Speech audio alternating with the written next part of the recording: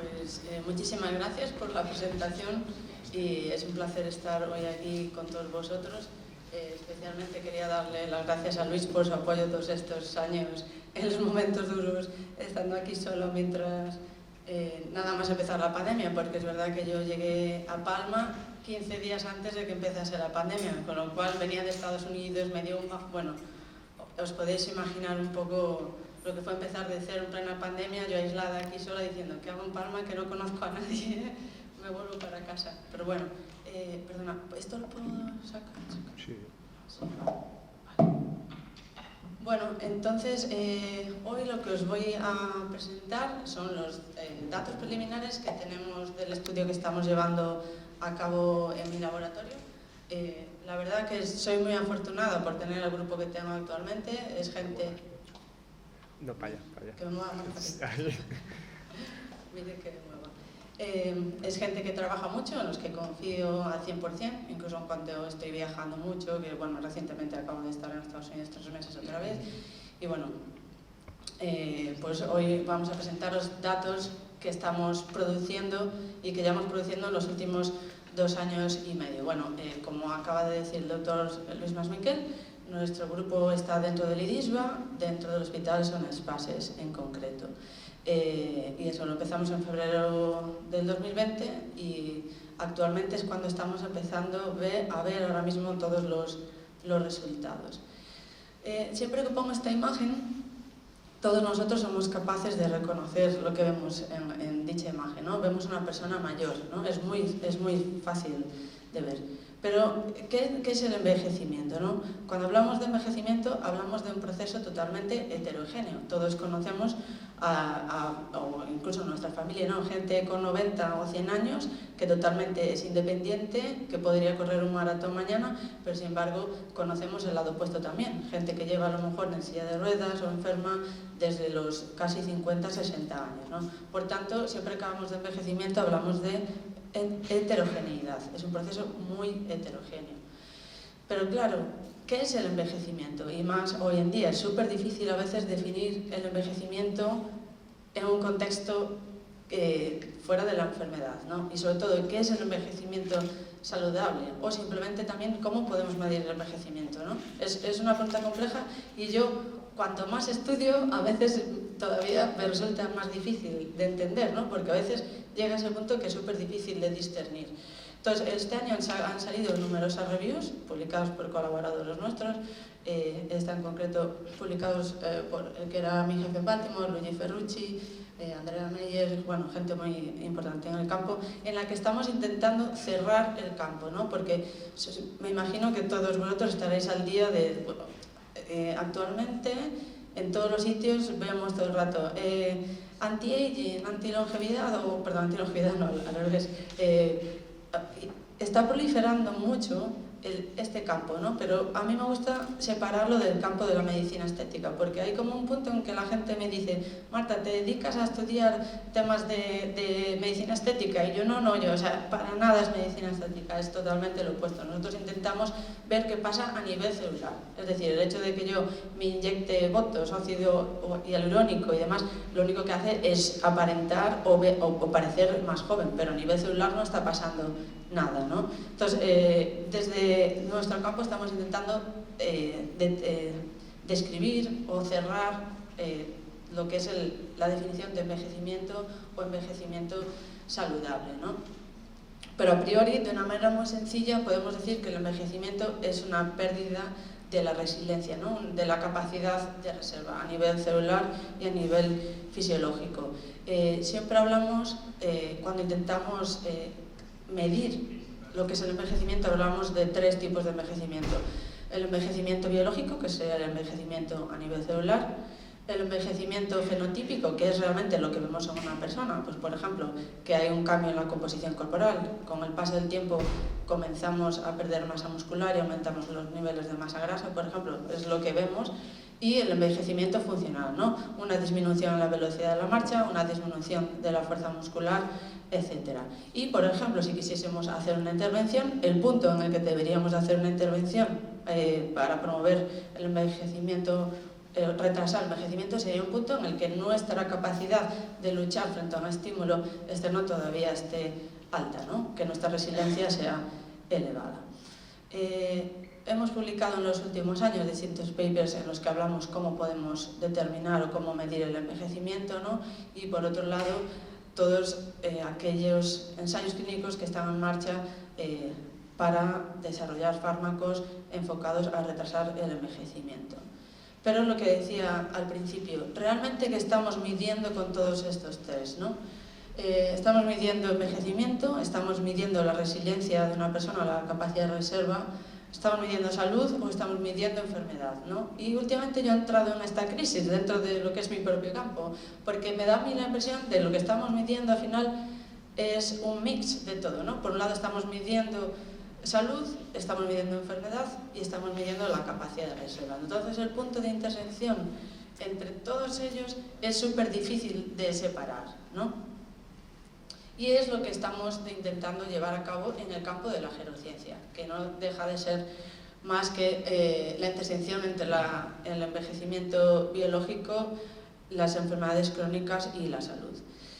Desde el campo de la gerociencia postulamos que como el envejecimiento es el mayor factor de riesgo para todas las enfermedades, ¿por qué? Si en vez de tratar las enfermedades, ¿por qué no tratamos la fisiología del envejecimiento? Que vemos que en la mayoría de las enfermedades asociadas a la edad, los procesos que están detrás suelen ser compartidos, se comparten, ¿no? Suelen aparecer pues todos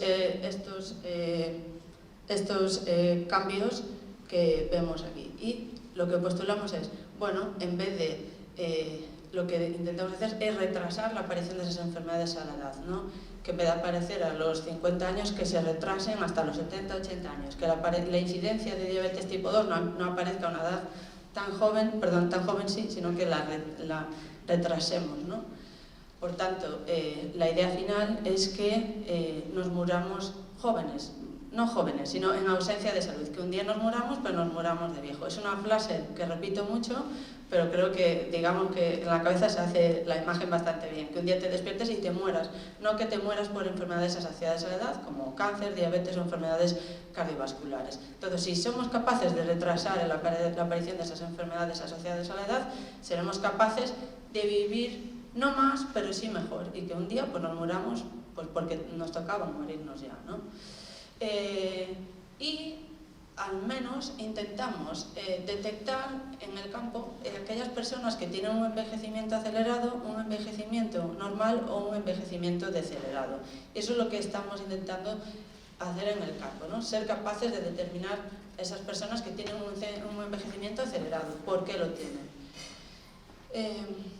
El año pasado, justo aquí también, en una de las sesiones, Carlos López Otín dio una de las charlas también sobre envejecimiento. Carlos López Otín en el año 2013 publicó una review en Cell, que son los Hallmarks of Aging. Este año, 10 años después, bueno, este año, 2023, publicó el update de esa review y se han descrito, en vez de 9 Hallmarks, se han descrito actualmente 12 Hallmarks del envejecimiento, ¿no? Entre los en que encontramos sobre todo en inestabilidad genómica, cambios a nivel epigenético y una inflamación crónica subyacente que sabemos que está por detrás de muchas enfermedades asociadas a la edad y demás. Y todos estos procesos son los que estamos intentando medir en las cohortes que estamos estudiando aquí en Baleares.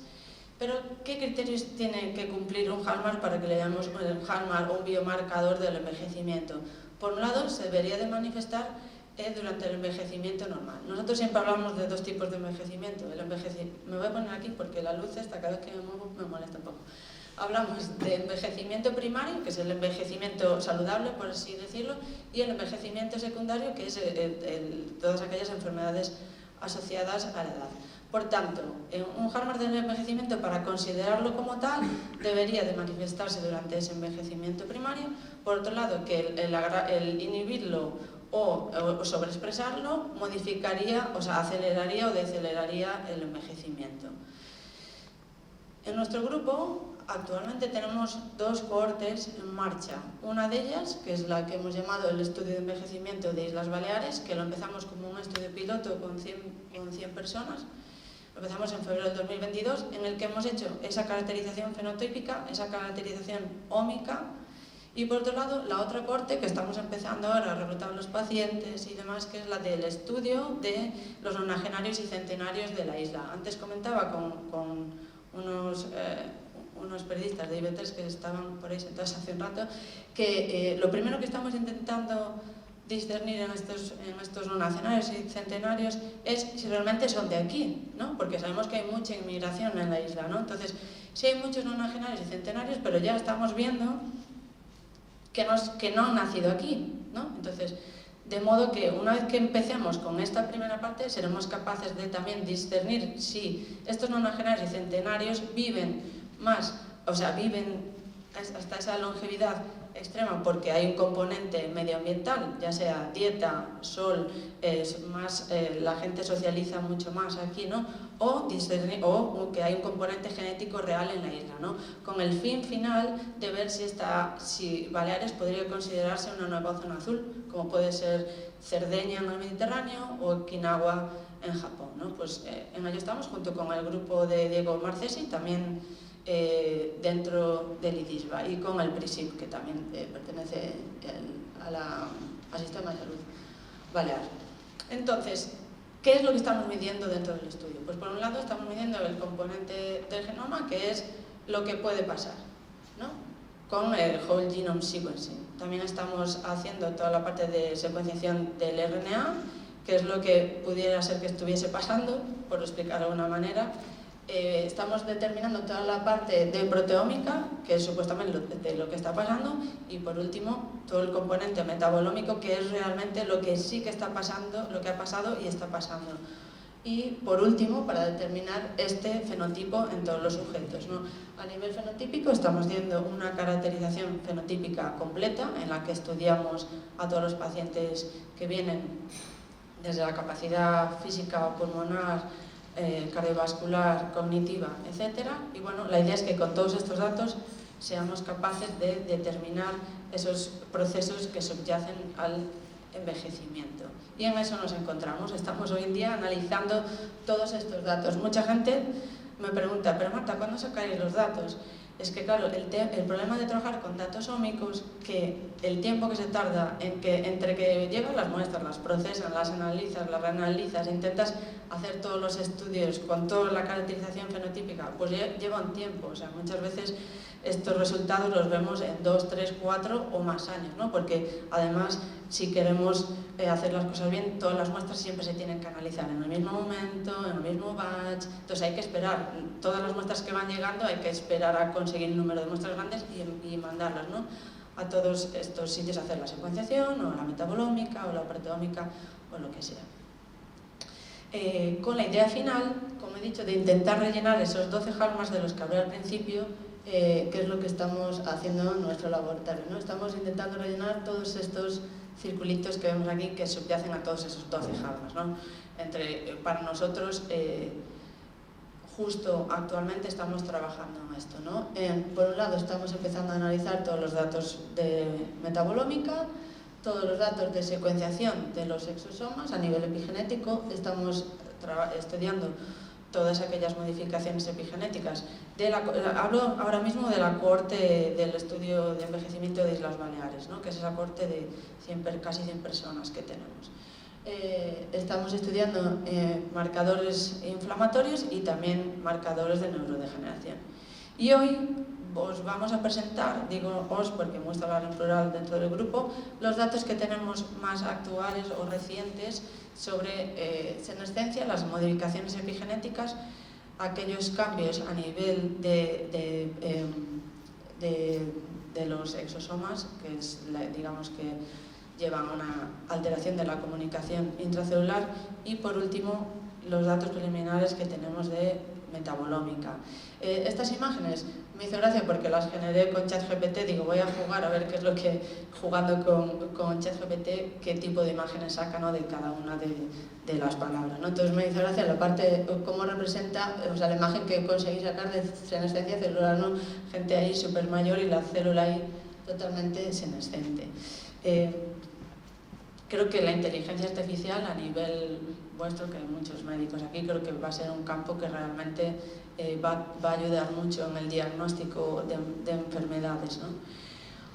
Una de las proteínas que estamos estudiando a nivel de senescencia celular es la proteína GDF15. La proteína GDF15 hemos visto en muchas cohortes, ya no solo aquí, ¿no?, sino en otras cohortes, pues como en el Baltimore Longitudinal Study de Beijing o el Chianti Study en Italia, otras cohortes a nivel mundial, que estos niveles de esta proteína aumentan con el envejecimiento, ¿no? En nuestra cohorte pasa lo mismo, con lo cual eso quiere decir que es algo que está ahí.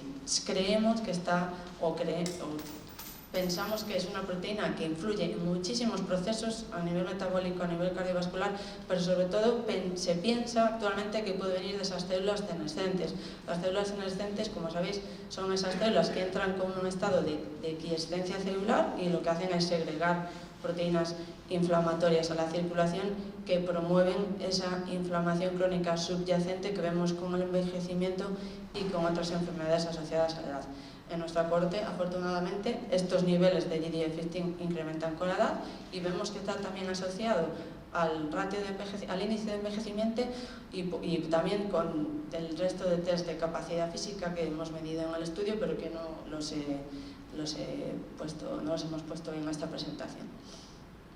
También tenemos datos de P16, P21, que también son otros marcadores de senescencia celular, que también vemos que al menos P21 sí que incrementa con la edad en nuestra cohorte, pero por ejemplo P16, que es la proteína, digamos, el marcador, más conocido o más famoso de senescencia celular, en nuestra cohorte no cambia. No hemos visto ningún cambio, no hemos visto asociación con ningún test de capacidad funcional, capacidad cognitiva, metabólica, etc. A nivel de modificaciones epigenéticas, lo que estamos estudiando actualmente es lo siguiente. Por un lado, estamos mirando las metilaciones a nivel de las islas CpG, que son regiones del genoma en el que se repiten las bases citosina y guanina en la misma hebra del DNA, con un enlace fosfato, y normalmente estas islas CpG caen en regiones promotoras del genoma, de modo que cuando se metila lo que hace es provocar un silenciamiento de ese gen. Estas modificaciones epigenéticas son revertibles, es decir, sabemos que con el envejecimiento incrementan, pero si yo hago una intervención farmacológica, dieta o ejercicio, sabemos que podemos reducir esos niveles de metilación en el ADN. Pues todo esto lo hemos medido en la cohorte, se han medido en 353 islas CpG. Por otro lado, a nivel de las otras modificaciones epigenéticas, estamos midiendo también la acetilación de histonas, estos datos no los vamos a presentar, y también estamos midiendo los microRNAs, que son pequeños ARN no codificantes, que también alteran la expresión de los genes, uniéndose a esa hebra complementaria del RNA. Y antes de empezar a presentar los datos, sí que me gustaría explicar cómo hoy en día explica David Sinclair, que es uno de los, quizá alguno de vosotros os suene David Sinclair, aparece en los medios mucho, es un investigador de Harvard. Él explica que el envejecimiento es una pérdida de información y hace el símil diciendo que el genoma, podríamos decir que es como un CD, que si hay algún jovencito aquí con la misma no sabe ni qué es un CD, pero podríamos decir que el genoma es esa parte digital, o sea, el DNA está ahí guardado en este CD. Con el paso del tiempo sabemos que estos CDs, acordaos que siempre se rayaban, ¿no?, todo el rato, en plan, entonces podías escuchar la música o lo que fuese que estuviese en el CD, pero en plan un poco así, Entonces, eso es lo que él llama, pues, alteraciones en el epigenoma. Entonces, y es súper inestable. Entonces, lo que proponemos es que si nosotros somos capaces, con intervenciones, somos capaces de limpiar o, digamos, volver a un estado más sano ese CD, somos capaces de volver a oír esa música que teníamos guardada en nuestro CD, ¿no? Entonces, para mí es un símil que es como muy fácil de entender para muchas veces, no aquí, porque es verdad que es un ambiente muy científico, pero cuando intento explicar qué son las modificaciones epigenéticas o alteraciones en el epigenoma a gente que no se dedica a esto, pues es un símil como muy sencillo de explicar, ¿no? ¿Y qué estamos haciendo en el campo de envejecimiento con estas modificaciones epigenéticas? Pues estamos creando lo que se llaman los relojes de envejecimiento. No somos capaces de predecir la edad, tanto la edad cronológica de una persona como la edad biológica e incluso llegar a predecir la mortalidad de esas personas, ¿no? Y por tanto siempre hablamos de esa edad biológica versus edad cronológica. La edad cronológica es la edad que tenemos todos en el DNI, es sencillo, pero la edad biológica es la edad realmente o de nuestras células o de nuestro genoma, y hoy en día hay distintos relojes. Uno de ellos es el más conocido, es el Epigenetic Clock, que lo desarrolló Steve Horvath en UCLA. Ahora mismo estamos colaborando con él, de hecho los datos que presentamos aquí los ha realizado el laboratorio de Steve Horvath en UK, porque ahora lo ha contratado Altos Lab, no sé si os suena, que es la empresa que ha creado Jeff Bezos y Elon Musk para estudiar el envejecimiento. Pues Steve Horvath, que es el gran padre del reloj epigenético, se ha trasladado a UK y bueno, ahí sigue sus investigaciones. Pero con este reloj, lo que les digo es, somos capaces de determinar esa edad biológica de los sujetos. Por tanto, uno de los estudios que estamos llevando a cabo dentro del estudio de nonagenarios centenarios es determinar este reloj epigenético dentro de nuestra población centenaria y nonagenaria. De modo que tenemos una población control, que sería nuestra cohorte, que es súper sana. Los criterios de inclusión de la cohorte de estudio de envejecimiento que tenemos en marcha son muy estrictos, la gente está muy sana y por tanto los consideramos como un envejecimiento saludable que nos puede servir como control. Por otro lado, tenemos otra población, digamos que es el control opuesto, ¿no? Que sería una cohorte que tenemos de muerte súbita. Y también lo que estamos intentando determinar es esta edad epigenética de nuestros nonagenarios y centenarios, ¿no? Y otro reloj que estamos intentando crear y que está teniendo éxito de momento, nosotros en nuestra cohorte saludable hemos medido la composición corporal con bioimpedancia, pero con una maquinita nueva, que es una compañía que se llama InBody, que nos da hasta casi 300 datos de composición corporal, tanto de masa muscular, masa magra, agua intracelular, extracelular, nos da hasta 300 parámetros. Usando modelos estadísticos, cogiendo todos esos componentes, somos capaces de predecir la edad de nuestros pacientes con un 0,89 de correlación, que es bastante alto, ¿no? Entonces, ese es uno de los relojes que estamos intentando también crear dentro del laboratorio. Estamos analizando todos esos datos. Pero, como os he dicho, dentro del campo de envejecimiento hay muchos relojes hoy en día. Estoy seguro que más de uno de vosotros ha leído sobre estos relojes. Tenemos el reloj epigenético de Horvath, el reloj metabolómico, el reloj de microbiota, el reloj de proteínas también, ¿no? Con todas las ómicas se están creando relojes que predicen casi como un 0,80, 0,90 tanto la edad cronológica como la edad biológica, repito. Pero ¿qué pasa? Que es verdad que a veces cuando usamos todos estos relojes hay como un mismatch entre los distintos relojes, ¿no? Con lo cual quiere decir que cada uno realmente está midiendo el envejecimiento en un componente del cuerpo, no solo en uno. Y esto es algo que se está viendo en muchos sitios. Muchos compañeros míos, pues el año pasado, en una conferencia que fui a Copenhague, presentaron estos datos y decían, pues lo que os voy a presentar yo también hoy aquí. Pues que, por ejemplo, de una misma persona, si cogemos los 8 relojes que hay descritos, o los más famosos, ¿no?, que hay descritos para determinar el envejecimiento biológico, vemos que hay un mismatch. Por ejemplo, el de Horvath, en una persona dice que tiene 63, el GrimAge, que es como el Epigenetic Clock 2 de Horvath, tiene 66, mientras que si te coges el PhenoAge, que es otro reloj derivado del laboratorio de Horvath, produce te determina que tienes una edad biológica de 42 y demás, y otros hasta 25, ¿no?, de GlycanAge. El GlycanAge es un reloj basado en glicanos de circulantes, ¿no? Entonces, claro, ¿qué pasa? Realmente, ¿qué estamos midiendo con todos estos relojes, ¿no? ¿Y para qué nos sirven? Pues a priori, cada reloj, como he dicho anteriormente, sirve nos da una información de un órgano determinado. Por tanto, si yo estoy intentando hacer una intervención enfocada a mejorar la salud de una persona, cada uno de estos relojes, si hago un pre y un post, me da una información de si ese tratamiento o esa intervención funciona o no funciona. Estos datos que presento aquí son datos de la cohorte de aquí. Y afortunadamente, correlaciona todo como tendría que correlacionar. Como os he dicho anteriormente, este reloj epigenético determinado por las metilaciones en los 353 y las CPG nos da en nuestra corte casi una correlación de 0,90, tanto en mujeres como en hombres, que predicen esa edad cronológica y esa edad biológica. Dentro de los datos que nos ha mandado el laboratorio de Steve Horvath tenemos casi como 10 relojes distintos, ¿no? Cada uno midiendo, como os he dicho, un componente distinto, pero la correlación con la edad sigue siendo casi del 0,80, 0,90, 0,97 en algunos casos. Y esto coincide con otras cortes en el mundo, con lo cual quiere decir también que nuestros datos están bien, ¿no? Porque, ¿qué pasa? Y esto lo he comentado en alguna charla también y lo comento muchas veces.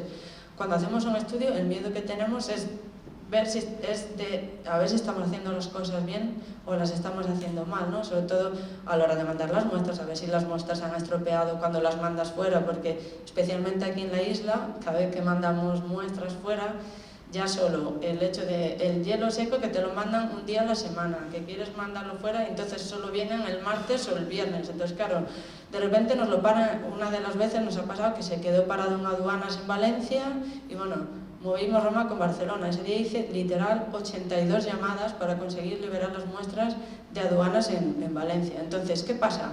De repente unas muestras tan valiosas están paradas en aduanas 48 horas en hielo seco, sabiendo que el hielo seco a las 72 horas desaparece, pues dices, Dios mío, todos los datos y todo el dinero que he gastado, de repente se queda ahí, ¿no? Entonces, ¿qué pasa? Para nosotros, cuando vemos que los datos se reproduce lo que ya se ha descrito en la literatura, es como en plan, que bien, que está todo bien, ¿no? Entonces, bueno, en nuestra corte se replica lo que hemos visto en otras cortes en el mundo. Esto lo comentamos muchas veces, sabemos que las mujeres viven más que los hombres y si os dais cuenta en este gráfico en el que represento distintos relojes, vemos que las mujeres siempre tienen esa edad biológica un poco más baja que los hombres, ¿no? Este es también otro control de calidad, como digo yo, de que los datos tienen sentido y que los resultados que estamos obteniendo están bien, ¿no? Y cuando vemos, pues he seleccionado en esta diapositiva lo que es la aceleración de la edad epigenética, vemos una vez más que las mujeres tienen una deceleración en ese envejecimiento biológico. Todos estos datos son de la cohorte, repito, que estamos estudiando aquí, que empezamos en el año 2022 y la idea, si tenemos dinero y conseguimos más gente que nos ayude, es hacer este estudio longitudinal, de modo que esta cohorte se la vayamos testeando cada 2 años, depende del grupo de edad, ¿no? Hay grupos de edad, por ejemplo, los de más de 80 años, la idea es testarlos cada año, pero los grupos de edad de 20, 30, 40, 50 los testaremos pues cada 2, 4 años, depende del momento, ¿no? Pero la idea es empezar distintas cohortes y conseguir crear esa cohorte de envejecimiento longitudinal de Islas Baleares. Eso sería mi mundo ideal. A ver si lo conseguimos. Veremos a ver. La otra medida que usamos y que la sacamos directamente de una analítica es el ratio de envejecimiento. De una analítica no normal, sino una analítica muy completa, somos capaces por el algoritmo que publicó Morgan Levin hace, pues yo creo que 5 años, somos capaces de determinar el índice de envejecimiento. Pues en nuestra cohorte vemos pues, que el índice de envejecimiento está por debajo del 0,8%, del 0,9%, por así decirlo. Eso quiere decir por cada año que envejecemos, por ejemplo, si la media pues más o menos estaba en 0,75 la media, pues envejece en nuestra corte 0,75 años. Es decir, que a priori, si yo cojo este reloj, nuestra corte tiene un envejecimiento decelerado. Y bueno, también sabemos, todos nuestros datos realmente siguen esta curva, curva de Gompertz, que es la fuerza de la mortalidad, ¿no? Que sabemos que una persona, a medida que va haciéndose mayor, el riesgo de morirse incrementa exponencialmente. Pero también sabemos que si eres capaz de llegar a esa edad de 70, 80 años, el envejecimiento, esta mortalidad también decrece, ¿no? Digamos que si ya has sido capaz de llegar a 75, lo más probable es que llegues a 80. Si has pasado de los 82, es probable que llegues a 85, es decir, que ese gap se va reduciendo de mortalidad, ¿no? Y esta diapositiva la presenté en la charla que dimos en abril en el Colegio de Médicos también, que claro, todos estos test de los que estoy hablando, el test epigenético, el test metabolómico, etcétera, son súper caros. Entonces, claro, la traslación a la práctica clínica o a la vida real es difícil, ¿no? Entonces, un test tan sencillo como el test de la escala de salud autopercibida, si os dais cuenta, es un test que solo preguntas el estado de tu salud. ¿Cómo consideras tu salud? ¿Buena, muy buena, regular o mala? ¿No? Pues todos aquellos en nuestra cohorte que respondieron que el estado de salud era muy bueno o excelente, tienen esa edad biológica más baja. Entonces, es verdad que estos relojes nos están diciendo algo. Repito, un test tan sencillo como este es súper útil de implementar, y es cierto que cuando alguno de los pacientes que han venido al hospital nos han dicho no me encuentro muy allá, siempre hemos detectado algo, siempre. Y con lo cual sí es verdad que esa autopercepción de salud que tenemos, a no ser que sea así súper hipocondríaco, pues normalmente es bastante real, ¿no? Lo que sentimos. Y pasando a la parte que la verdad estamos teniendo unos datos súper chulos, pero son tantos que nos está costando entenderlos y analizarlos, hemos aislado los exosomas en circulación en plasma y hemos hecho la secuenciación de esos exosomas, ¿no? Sabemos que los exosomas, lo sabéis, que los exosomas lo que llevan son vesículas extracelulares que pueden portar proteínas, microRNAs, lípidos, etc. Y estos exosomas o estas vesículas llegan a distintos órganos de nuestro cuerpo y pueden alterar la expresión de los genes o la inflamación de un órgano, etcétera, ¿no? De hecho, se usa en algunos países, se está usando también como tratamiento, ¿no? Para algunas enfermedades, según el tipo de aislamiento de exosoma que hagas. Entonces, en nuestra corte, esto es una colaboración que estamos haciendo con Joana Ramis, de la UIP, que también estaba antes en el IDISB, ahora está en la UIP, con Marta Monjo y Carmen, en la que hemos determinado tanto el número de partículas de exosomas circulantes y vemos que incrementa con la edad. Y esto corrobora la hipótesis de que con el envejecimiento hay ese aumento de un estado proinflamatorio que podría ser, por ejemplo, causante de que estas vesículas estén derivando o transportando estos factores inflamatorios también a otros órganos en circulación, ¿no? Entonces sí que hemos visto que el número de exosomas aumenta con el envejecimiento. Y también el tamaño de los exosomas varía. Bueno, pues una vez que aislamos los exosomas, los mandamos a secuenciar a UK y nos han mandado los datos, que repito, son un montón y súper bonitos porque la verdad están saliendo los datos. Yo me emociono mucho cuando tenemos buenos resultados, pero el problema que estamos teniendo ahora es que son tantos datos que nos está siendo imposible entenderlos o nos va a llevar un tiempo al menos analizarlos. Pues dentro de esta secuenciación de los RNAs hemos secuenciado especialmente los pequeños, los RNA pequeños, ¿no? Entonces, como veis, bueno, pues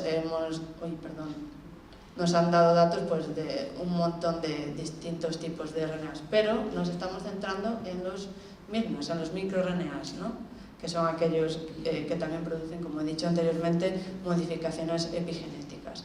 Hemos visto claramente que entre nuestra cohorte joven, o sea, si dividimos a nuestra cohorte entre jóvenes y mayores, sí vemos un cambio en la expresión de estos microRNAs o RNA pequeños. Y estos son datos preliminares, ¿vale? O sea, no me voy a parar mucho en ellos porque tendría que entrar a muchos datos, pero sí que vemos esos cambios en las personas mayores y más jóvenes. Hemos visto una regulación de al menos 26 microRNAs y una regulación de 31 microRNAs. Y señalo aquí, yo sé que desde ahí no se ve, y odio poner diapositivas que la gente no puede ver, pero hemos encontrado que hay una abregulación de familias de microRNAs en la gente mayor que son supresores de tumores. Es súper interesante encontrar una abregulación de genes implicados en supresión de tumores, ¿no? Por ejemplo. Y también uno que es hay una de las familias de microRNAs que participa en el proceso de transición epitelio-mesénquima, con lo cual quiere decir que por ejemplo en nuestra cohorte al menos hay una upregulación de microRNAs que están envueltos o que ejercen un efecto protector, por ejemplo, frente a metástasis, ¿no? y a la supresión de tumores. Entonces, ¿qué pasa con todos estos datos? Pues que estamos en el estadio inicial de entender, ¿no? Porque imaginaos, nos han secuenciado todos los exosomas y tenemos un montón de microRNAs para entender y buscar uno a uno, y luego ya no solo eso, sino intentar machearlos con todos los datos fenotípicos que tenemos de los pacientes, ¿no? Pero los datos preliminares nos indican que tenemos datos súper chulos. Cuando hemos cogido y hemos seleccionado o hemos analizado los datos en mujeres y hembras, perdón, mujeres y machos, perdón, pues es que a veces sin querer me paso al mundo animal en mujeres y hombres, perdón, porque todo esto también lo hablo solo de la parte de humanos, pero es verdad que estamos haciendo estudios en ratones, en C. elegans, en ratas, en cultivo celular, entonces, perdonad si a veces de repente digo lo que acabo de decir.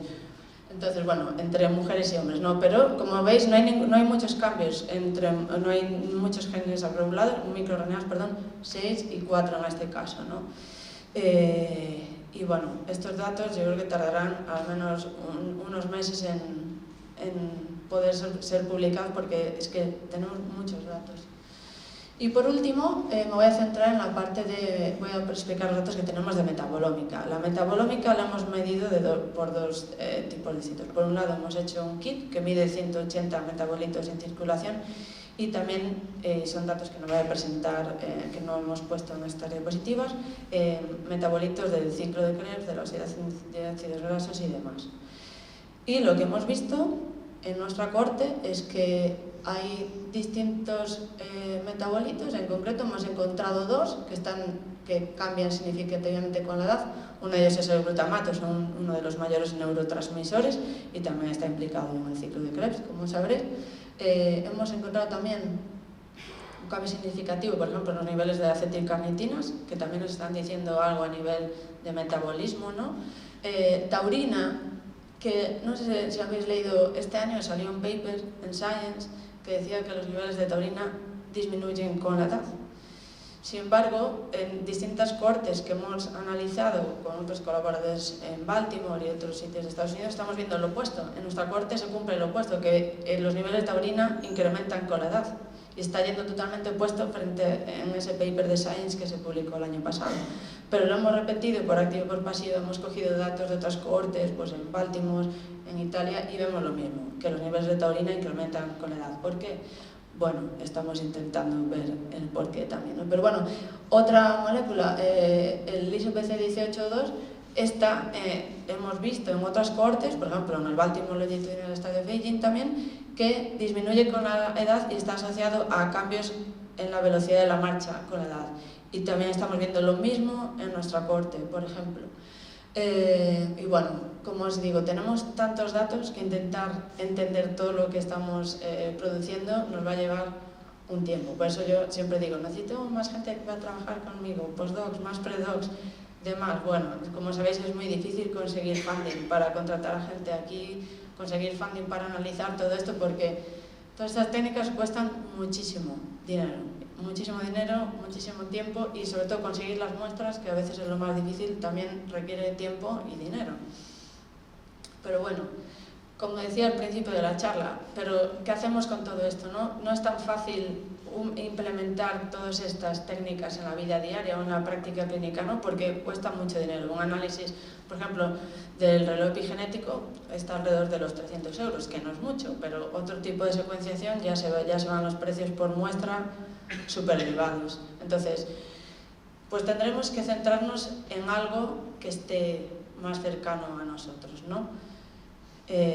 Para mí, lo que debería de ser, en el mundo ideal, lo que yo haría sería un monitoreo continuo de distintos biomarcadores accesibles en el día a día, ¿no? Y siempre pongo el ejemplo de, por ejemplo, un Garmin, un Apple Watch, que hoy en día pues, nos hacen el tracking.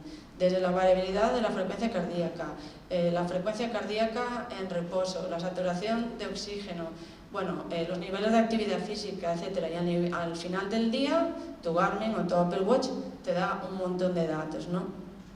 Y es verdad, por ejemplo, en mi caso, siempre pongo, en mi caso, yo siempre que me voy a poner enferma, la variabilidad de frecuencia cardíaca, en mi caso, disminuye, pero muchísimo. O si me va a venir la regla, también noto una variabilidad de frecuencia cardíaca brutal. Cuando he tenido COVID, igual, o sea, mi Carmen ya me estaba diciendo, Marta, te estás poniendo mala. Y yo, a ver cuánto tarda.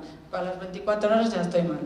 Entonces, para mí, este tipo de datos son los que tenemos que implementar en el día a día cuando intentamos mejorar la salud de nuestras pacientes, ¿no? Como sabéis, la frecuencia cardíaca en reposo aumenta con la edad, tanto en mujeres y hembras, mujeres y hombres. Estos son datos de nuestra cohorte de aquí. Hemos visto, por ejemplo, que esto es algo que ya se sabe, pero que la frecuencia cardíaca en reposo correlaciona negativamente con los niveles de fuerza muscular, con el tiempo que se tarda, por ejemplo, en el típico test de la silla o con la velocidad de la marcha, ¿no? O sea, tardas más. Gente que tiene una frecuencia cardíaca en reposo más elevada tarda más en recorrer, por ejemplo, una distancia de 4 metros, ¿no? Que es el típico test que se emplea en clínica. También correlaciona súper bien con la composición corporal, ¿no? Con los niveles de grasa visceral, con el índice cintura-cadera, con la calidad muscular, etc. Por tanto, por ejemplo, un dato tan sencillo como la frecuencia cardíaca en reposo es súper sencillo de implementar en el día a día en las personas, ¿no? También hemos visto que, por ejemplo, perdonad que a veces me voy al inglés, esta frecuencia cardíaca en reposo también se correlaciona tanto negativo o positivamente con esos metabolitos que os he presentado antes, y bueno, este dato nos está diciendo algo, ¿no?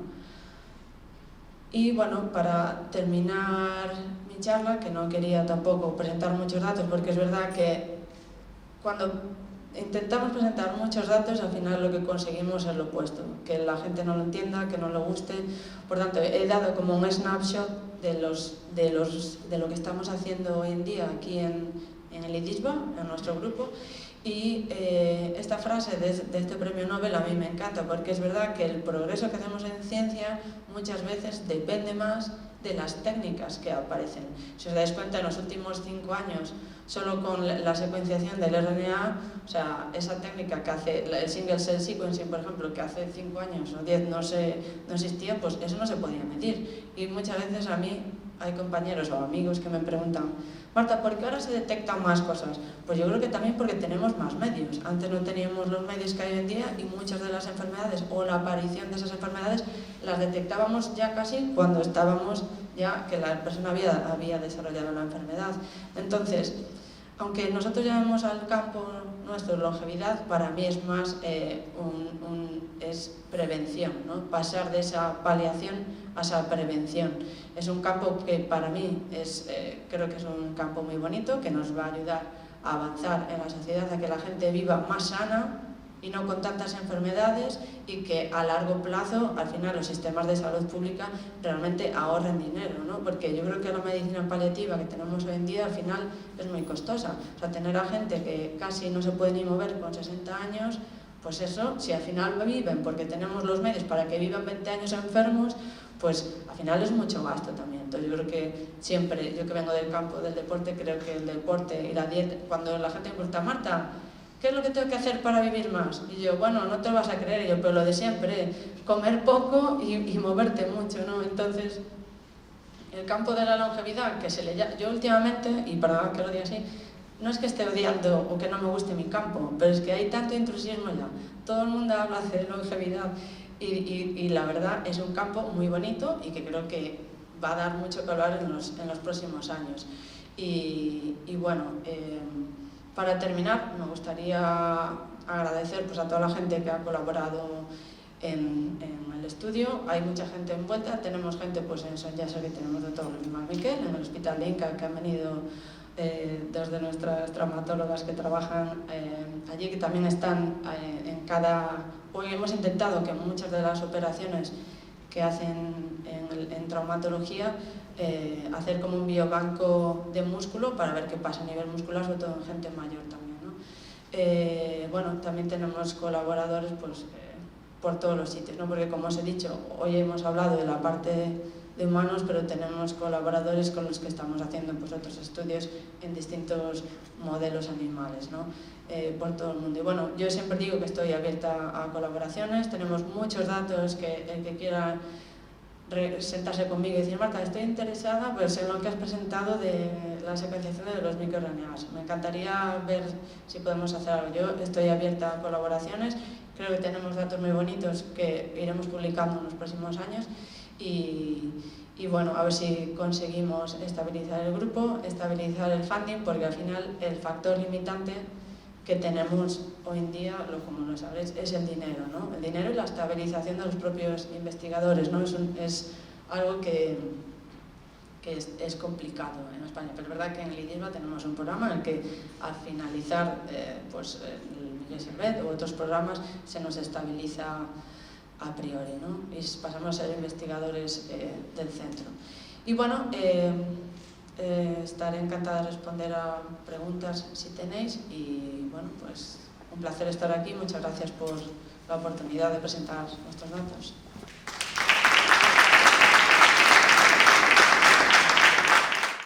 ¿El envejecimiento va paralelo en todos los tejidos o solamente han estudiado si unos más que otros?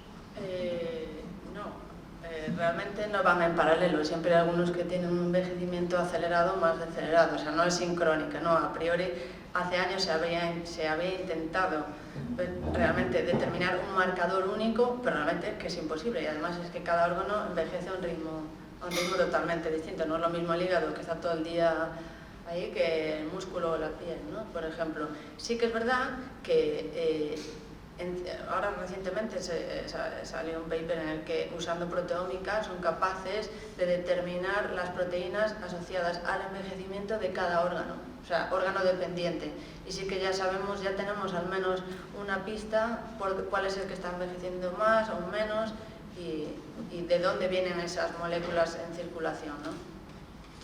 Y estudiar específicamente las células madre, las stem cells de cada tipo de tejido, ¿se ha hecho? Sí, el campo de las células madre, nosotros por ejemplo en músculo estamos estudiando las stem cells, ¿no? Las muscle stem cells o PAC7, que son las células madre de músculo, pues de cada tejido se está estudiando en concreto qué pasa con cada una de esas células madre. En todos los órganos sí que hay mucha investigación sobre el tema y en concreto nosotros, por ejemplo, como digo, como hemos hecho, no he presentado los datos aquí, pero hemos hecho también biopsias musculares y en esas biopsias musculares sí que estamos estudiando las muscle stem cells. Muchas gracias, Luis. Bueno, gracias Marta por la exposición. Yo creo que casi lo más importante de lo que he visto aquí es que trasciende la cantidad de trabajo que hace un grupo de investigación en el IDISBA y la cantidad ingente de datos que se generan, que a veces uno, si es naive en este mundo, pues no lo entiende o no lo percibe. Yo te quería hacer una pregunta sencilla. Vosotros generáis muchos datos de los pacientes de la cohorte. Si les transmitís información de cara a que conozcan lo que está pasando con su edad biológica y pueden hacer alguna modificación, o los dejáis que funcionen como funcionan? Bueno, yo lo primero que les digo a los pacientes cuando han venido a Son Spaces es que, uno, si detectamos algo se lo vamos a decir, a no ser que nos digan en el consentimiento informado que no quieren saber nada. De hecho, por ejemplo, no he hablado aquí, pero hemos hecho todos los genotipos de apoyo para determinar pues, si tienen más riesgo de padecer Alzheimer o no. Hemos hecho otro tipo de genotipos asociados a distintos cánceres y hay gente que no quiere saberlo, pero a priori se le decimos. Y yo personalmente he pasado un informe de 10 hojas a cada uno de los pacientes que vinieron al estudio, que eso son muchas horas de trabajo, muchas horas de teléfono con los que venían al estudio y bueno, lo que sí que hacemos es recomendarles, ¿no? Porque es verdad que desde la ética no podemos ¿cómo se dice esto? O sea, no podemos incentivarles a que vengan al estudio, porque el problema que tuvimos con no el problema, sino que cuando la gente se enteró del estudio, venía mucha gente porque quería saber su edad biológica. Y una de las pegas del comité de ética fue: estás incentivando a la gente que venga porque les estás diciendo que les vas a dar su edad biológica. Pues la realidad es que sí que le hemos podido darles todos los datos que ellos querían, la analítica, por supuesto, y todo el informe. Por ejemplo, pues gente que tenía problemas metabólicos, o lo que digo es que in situ hemos detectado un montón de problemas que en ese momento los hemos derivado ya dentro del hospital y se han ido a ver, ¿no? Gente que a lo mejor está teniendo una fibrilaciones auriculares en el momento que no las habían detectado, o en la analítica que salían marcadores, pero de esto que digo, este está teniendo un ictus y no lo sabe. O sea, entonces en ese momento se le dice todo e intentamos pues darles tips que les ayuden a mejorar esa salud. Tampoco he hablado del estudio de intervención. Tenemos estudios de intervención, que es el FIS que tenemos de hipoxia intermitente, que hemos tardado un montón en ponerlo en marcha por diversos problemas, pero también tenemos esos estudios de intervención en los que estamos viendo si retrasamos o aceleramos el envejecimiento. Pero sí. Molt bé, se abre el turno de preguntas o comentarios. Se levanta la mano Antonia. Bueno, Marta, felicidades por este gran trabajo que nos has presentado. Como decía Luis, cantidad de datos, cantidad de múltiples factores que interfieren, y yo también estoy un poco como tú, ¿no? En esta mezcla de que pesa más y que pesa menos en toda esta evolución, ¿no? Es muy difícil y pienso que se tardará mucho en tener conclusiones. Entonces el tema, sobre todo con la última frase que has puesto, de primero son las tecnologías, después viene tal y después vienen las ideas. En estas tecnologías también están los nuevos tratamientos y no sé, los avances que tenemos. Entonces, no me queda claro cómo reclutáis los sujetos. Es decir, también hay gente que tiene 90 años, que ha superado 2 infartos, por ejemplo, y vive muy bien. Entonces, esta capacidad de recuperación, ¿cómo se mide esto? O sea, una cosa es una persona sana, que a lo mejor tiene ya un background genético y una manera de vivir, que siempre ha vivido sana, y entonces lógico que tiene una longevidad porque siempre la ha tenido, y otra cosa es esta gente que es capaz de recuperarse de muchas cosas que le van pasando y que tampoco tiene una calidad de vida mala. Muchas gracias, Antonia, por la pregunta, me parece súper interesante y toda la razón. Esa gente, lo que se ha visto es que tienen los mecanismos de reparación de daño al DNA sobreexpresados, por decirlo de alguna manera. Es decir, ese sistema de daño, de recuperación del daño, son capaces de recuperar o regenerar ese daño, pues ya sea después de un infarto o demás. Siempre hay gente que vemos que se recupera súper rápido, que por ejemplo se cae, tiene una herida y a los 2 días está súper cicatrizado. Otros, como yo, por ejemplo, que puedo tirarme 3 meses para que se me cierre una mini herida, ¿no? Entonces, hay gente que tiene una capacidad de reserva brutal, una capacidad de daños, genes de reparación de daño al DNA brutales. Y ese componente también lo estamos estudiando, ¿no? Y sí que es verdad que pues, hay gente con 90 o 100 años que han tenido miles de enfermedades, que han pasado un cáncer, que se han caído, se han roto la cadera, no se ha pasado nada, que pues ¿Cómo podemos estimular esta capacidad de recuperación? Como, pues por ejemplo con intervenciones como la que estamos intentando llevar a cabo, una de ellas, ¿no? Que es pues, el uso de estrategias que lo que hacen es estresen al sistema de alguna manera para producir que sean más resistentes, ¿no? Si tú fatigas al organismo, eres capaz de hacer una supercompensación y que al próximo estímulo externo seas capaz de enfrentarte a ese estímulo, ¿no? Pues por ejemplo, por decir intervenciones fáciles, la hipoxia intermitente, el ayuno intermitente que se ha puesto muy de moda, sí funciona. O sea, aunque, a ver, es el campo del ayuno o de la nutrición, es verdad que se ha vuelto un poco, como digo yo, la palabra un poco vendemotos, ¿no? Hay mucho vendemotos por ahí, pero la realidad es que las investigaciones hechas del ayuno intermitente,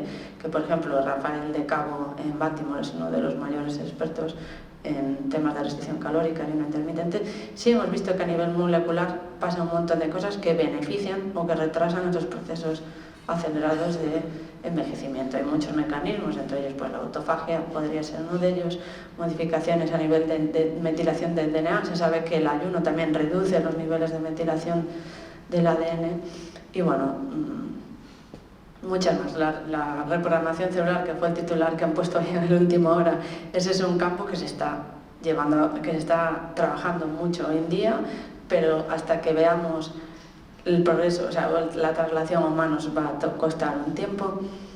¿Y qué pasa? ¿Por qué se están desarrollando fármacos o que mimeticen los efectos que puede tener el ejercicio o la dieta? Porque la realidad es que si a una persona le dices, mira, tienes que caminar 1 hora al día, por poner un ejemplo, o caminas 1 hora al día o te tomas esta pastillita que hace lo mismo, pues la gente prefiere tomarse una pastilla, desafortunadamente, ¿no? Entonces, en nuestro campo pues estamos intentando desarrollar esos fármacos que mimeticen los beneficios de comer bien, del ejercicio, etcétera, etcétera. Y perdona que no te contesté a la otra pregunta, que era la de cómo hacemos el reclutamiento. En este caso, para el reclutamiento de la primera cohorte, pues yo hice pósters, fuimos a no sé cuántas farmacias, centros de salud, LinkedIn, tal. ¿Y qué pasó? Que al final el boca a boca funcionó. Empezaron a venir gente que decían, bueno, estamos haciendo este estudio, y seguían llamando a gente, entre amigos, ¿no? Y me llamaban familias. De hecho, hay familias dentro del estudio que si quisiéramos seleccionar, hacer un estudio genealógico de la longevidad en esa familia, podríamos hasta determinarlo. ¿Y qué pasa? Que esto lo he hablado en otras charlas que hemos presentado los datos, que en nuestra población creo que también tenemos un sesgo de selección. Es decir, ha venido gente que ya se cuidaba mucho, gente muy sana, que se cuida, pero es verdad que la gente, o sea, los casos raros son aquellos que viven mucho y fuman, beben, que la gente me dice, no, pues es que yo tengo un amigo que entrenaba mucho y se murió el año pasado. Pues pero es que es la excepción que confirma la regla. Esa es la excepción que confirma la regla, no esa es la regla. Entonces la gente a veces confunde, ¿no? Entonces, bueno, en nuestra cohorte, o sea, una cohorte sana, a priori, casi diría yo que el 70% de la gente se va a cuidar. Es gente que se cuida, per se, o que lleva un estilo de vida saludable. Por eso no tienen enfermedades, ¿no? Y eso. ¿Más preguntas? ¿Alguna? Sí, allí en la mano. Bueno, yo quería comentar una pregunta muy concreta. ¿La longevidad es heredable? ¿Perdón? Si la longevidad es heredable, si se hereda. Hay un componente heredable, efectivamente. Sobre todo se ve en la población centenaria. Las personas centenarias, sus hijos, sobrinos, nietos, suelen vivir todos bastante también. Entonces sí que hay ese componente genético bastante claro en población de longevidad extrema, como son los nonagenarios y centenarios, y luego hay ese componente ambiental, efectivamente, ¿no? Es algo que no he comentado antes, bueno, lo he comentado de pasada, pero sí que en esta cohorte que hemos visto de pues 8.000 nonagenarios centenarios que hay en la isla, pues hay muchos que no son de aquí. Entonces una parte que tenemos que estamos intentando dilucidar es ver cómo estudiamos toda esta cohorte, ¿no? Porque sí que tenemos los datos del origen y tenemos datos de los años que llevan en Baleares. Entonces, hay un componente medioambiental claro, que es el estilo de vida, el hecho de sociabilizar con la gente, estar al sol, y lo digo siempre, que aquí en la isla hay mucho síndrome de Peter Pan. Mucha gente quiere mantenerse joven, entonces hace lo posible por estar bien. Entonces, hay mucha gente centenaria en la isla que no son de aquí. Entonces, como vamos a estudiar el epigenoma y el genoma de esta gente, y aparte vamos a intentar aprender o determinar los hábitos de vida que han tenido durante estos años, pues seremos capaces de discernir si ese componente genético, epigenético, es más un componente ambiental. Pero sí es verdad que hay una parte heredable de la longevidad. Sí, un momento. Incidiendo en el tema hereditario, quizás sería interesante estudiar el sistema HLA de los cohortes. ¿Esto se ha intentado en algún sitio? Sistema de histocompatibilidad. Bueno, en todos los datos de secuenciación siempre aparece, y es un sistema que es verdad que nosotros, no aquí en esta cohorte, pero en otras cohortes sí que aparece como con cambios de expresión. En concreto, nosotros es verdad que no nos estamos centrando en eso, pero sí que, por supuesto que lo veremos cuando hagamos la secuenciación completa. Creo que hay una pregunta. Sí, Pilar Andrés, bueno, agradece la presentación y quiere preguntar si tenéis datos de biomarcadores de Alzheimer, amiloide, tau, etcétera, y qué medidas tenéis de cognición. Pues justo estas semanas Xavi, que es uno de mis postdocs favoritos que está sentado ahí, se ha dedicado a medir todas las proteínas implicadas en neurodegeneración. Hemos medido 12 marcadores de neurodegeneración y entre ellos tau, beta y otros. Y estamos teniendo de momento datos muy chulos. De cognición tenemos el cuestionario de el mini mental state, pero como están todos muy bien, o sea, los datos son cero, es decir, cuando pasas el cuestionario es el mismo dato para todos, es decir, no tenía ninguno problema de cognición. Y también tenemos el genotipado de APOE, es decir, con una colaboración en Madrid hemos hecho el genotipo de los 4 alelos de APOE y también estamos con ello. Es lo que digo, es que tenemos, hoy he presentado una parte, es que tenemos muchísimos datos. Y por ejemplo, de la cohorte de INCA,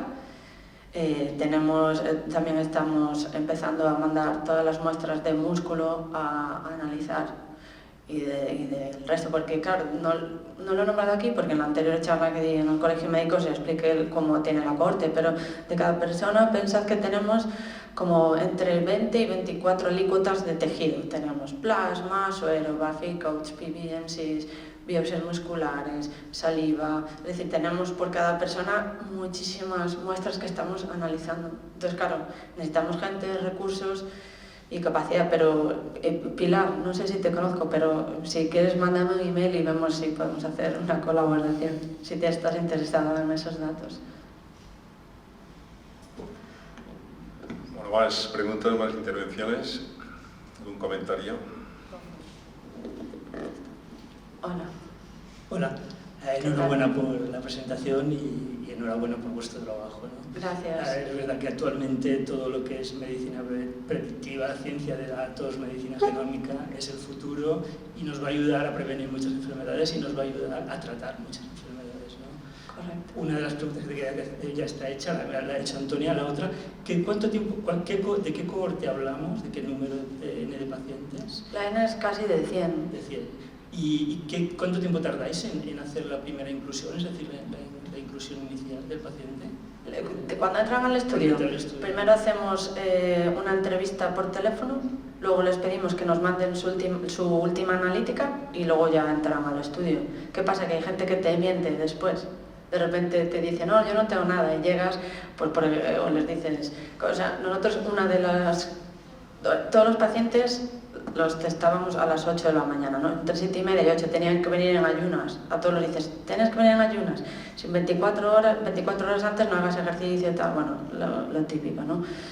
Y el primer test que hacíamos era ver la glucosa en ayunas nada más llegar. Entonces de repente viene uno que tenía pues 120 y yo, a ver, ¿no vienes en ayunas? Sí que vengo en ayunas. Y yo, ¿no vienes en ayunas? O luego pues ver la analítica y ver que tiene pues diabetes tipo 2 o que tiene otros tipos de enfermedades, ¿no? Entonces, a pesar del cribaje inicial, siempre se te puede escapar alguno, pero sí que es verdad que hacíamos la entrevista inicial o varias, que era yo, me he encargado ex profeso 1 a 1. Imagínanos hablar con 100 personas, no sé cuántos WhatsApps o teléfonos, te puedes volver loco. Son muchas horas. Son muchas horas que luego no se valoran ni se cuantifican, ¿no? Porque son horas fuera de trabajo y ya no solo eso, sino que yo ya he quedado de referencia, cada vez que han ido ya al médico me mandan la analítica, me preguntan, Marta, tal.